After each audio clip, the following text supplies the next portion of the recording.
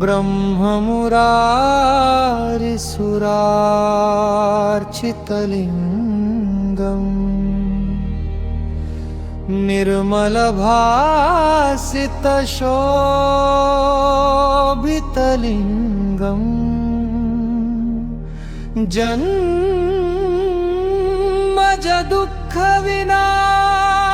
जन्मजदुःखविनाशकलिङ्गम् तत्प्रणमामि सदा शिवलिङ्गम्।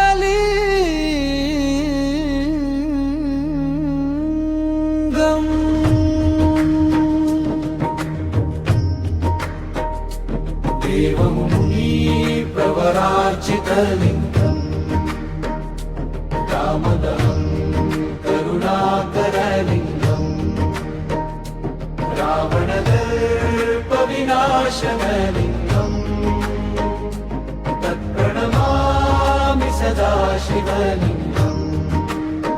सर्वसुगन्धिसुलेपितलिङ्गम्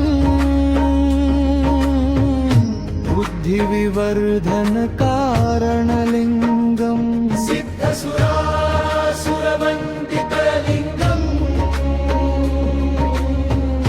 तत्प्रणमामि सदा शिवलिङ्गम्। कनकमहामणिभूषितलिङ्गम् फणिपतिवेष्टितशोभितलिङ्गम् दक्षसूर्यविनाशनलिङ्गम् तत्प्रणमामि सदा शिवलिङ्गम्। कुङ्कुमचन्दनलेपितलिङ्गम् पङ्कजहारसुशोभितलिङ्गम् सञ्चितपापविनाशनलिङ्गम् तत्प्रणमामि सदा शिवलिङ्गम्। देवगणाश्रितसेवितलिङ्गम् भावैर्भक्तिभिरेव च लिङ्गम् दिनकरकोटिप्रभाकरलिङ्गम् तत्प्रणमामि सदा शिवलिङ्गम्। अष्टदलोपरिवेष्टितलिङ्गम् सर्वसमुद्भवकारणलिङ्गम् अष्टदलिङ्गविनाशितलिङ्गम्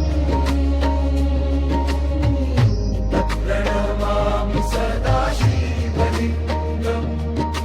सुरगुरुसुरवरपूजितलिङ्गम् सुरवनपुष्पसदार्चितलिङ्गम् परात्परम् परमात्मकलिङ्गम् तत्प्रणमामि सदा शिवलिङ्गम्। देवमुनिप्रवरार्चितलिङ्गम् कामदहं करुणाकरलिङ्गम् रावणदर्पविनाशनलिङ्गम् तत्प्रणमामि सदा शिवलिङ्गम्।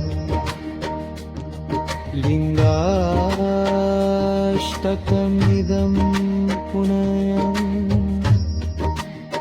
यः पठेत् शिवसन्निधौ